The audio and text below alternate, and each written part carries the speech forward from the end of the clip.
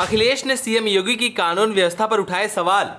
कहा, मुख्यमंत्री का प्रशासन पर नियंत्रण नहीं, बीजेपी सत्ता में चूर है। बीजेपी राज्य में कानून व्यवस्था बेलगाम है, मनमर्जी और तानाशाही से चल रही है सत्ता। निकाय चुनाव में मिली हार के बाद अखिलेश यादव 2024 में होने वाले सेमीफाइनल चुनाव को लेकर जमकर तैयारियों में लगे हुए हैं।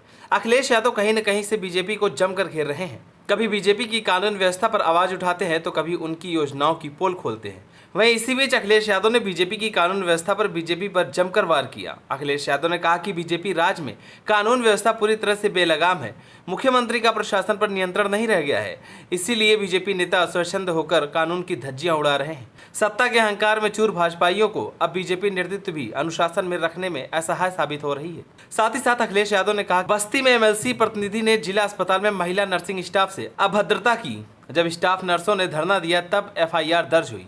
इस हंगामे में बहुत देर तक मरीज परेशान रहे। आगरा में मेट्रो रेल प्रभारी से अभद्रता करते हुए भाजपाई एमएलसी का वीडियो वायरल हुआ। समाजवादी सरकार में मेट्रो रेल चली, बीजेपी ने खुद तो कोई विकास कार्य किया नहीं। जो काम समाजवादी सरकार में हुए उन्हें भी बीजेपी सरकार बिगाड़ने पर तुली है। अखिलेश यादव ने कहा कि झांसी में एक युवक को रिवॉल्वर दिखाकर वसूली करने वाले बीजेपी की कार्यकर्ता को पार्टी का महानगर मंत्री बना दिया जाता है।